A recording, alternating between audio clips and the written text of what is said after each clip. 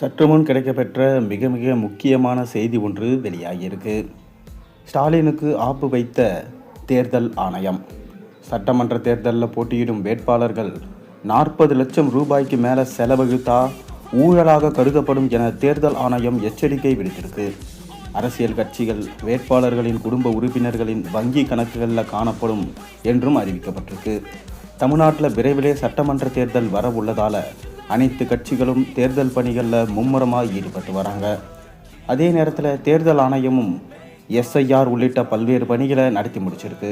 தற்போது தேர்தலை நடத்துதலில் மற்றும் பாதுகாப்பு உள்ளிட்ட பணிகளில் தேர்தல் ஆணையம் தீவிரமாக ஈடுபட்டு வராங்க.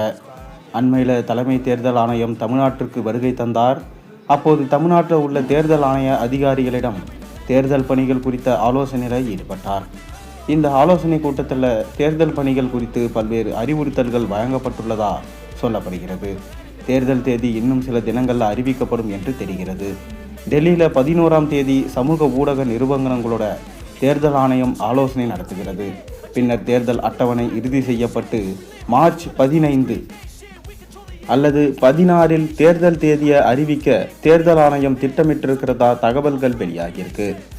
மேலும் 5 மாநில தேர்தலோட சில மாநிலங்களில் காலியாக உள்ள இடங்களுக்கு இடைத்தேர்தலும் அறிவிக்க திட்டமிட்டிருக்கப்பட்டிருக்கு.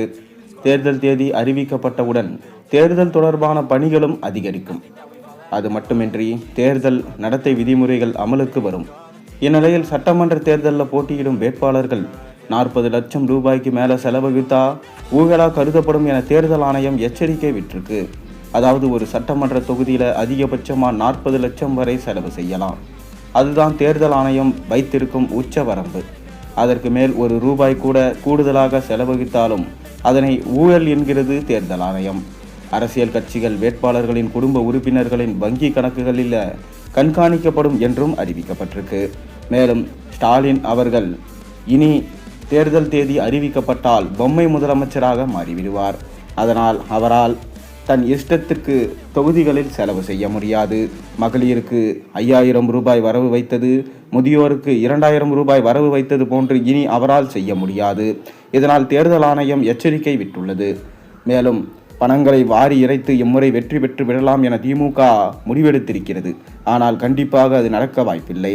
எஸ்ஐஆர் மற்றும் இது போன்ற விதிகளால் திமுக தலைவர் ஸ்டாலின் அவர்களை சட்டமன்றம் மற்றும் தேர்தல் ஆணையம் காலி செய்துள்ளது என்றுதான் பார்க்கப்படுகிறது.